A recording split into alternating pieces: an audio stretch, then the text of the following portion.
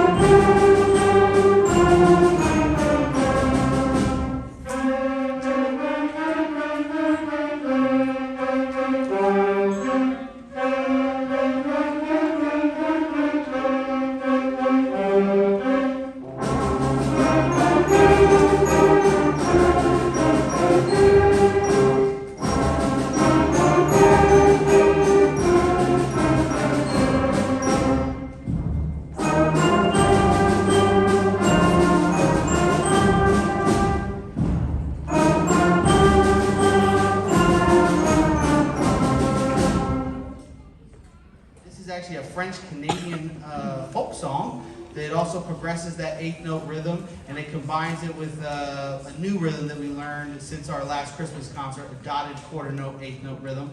And it also has what's called a DC al fine, which means you're going to repeat back to the beginning and go to a specific point in the song and stop there. So it's just another way of extending the song and making it a bit longer for the performance sake.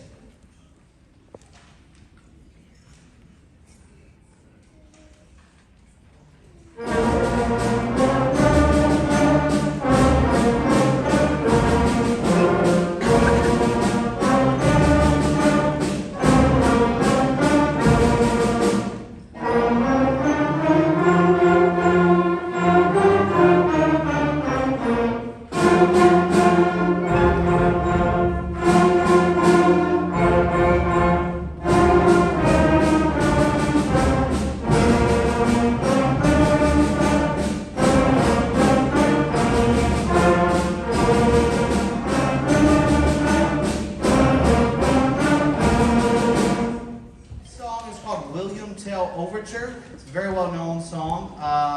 It is actually written about a legendary Swiss patriot and rebel who was an expert marksman. He was actually known best for shooting an apple off the top of his son's head with a crossbow. I know that's some weird old-timey stuff, but that's really what happened. You guys probably recognize it from it being the theme to the Lone Ranger. And I think that was like 1930s or something of that nature. So you will recognize it. Maybe it was originally 1930s and then it was remade. All right, I'm hearing some pushback on that. All right, nonetheless, William Tell.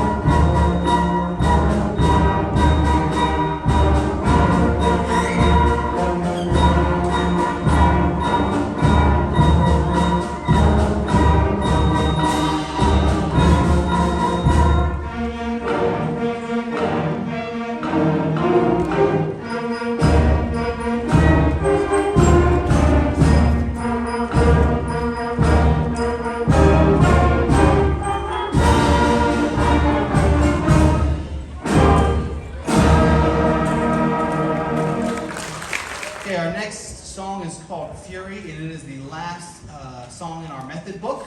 It is an energetic and aggressive piece. It's really the first one that kind of goes with our traditional ensemble settings where the specific instruments get the melody most of the time and then kind of blends in with the low brass and the alto saxophone harmony and things like that. It's our first song that really kind of plays to the norm of band music.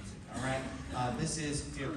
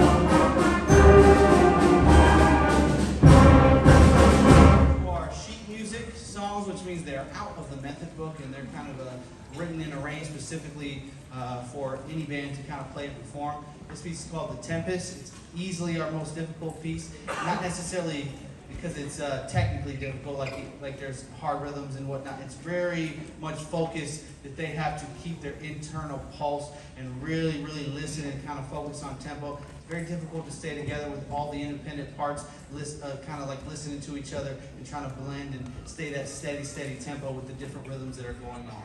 All right, so this is The Tempest.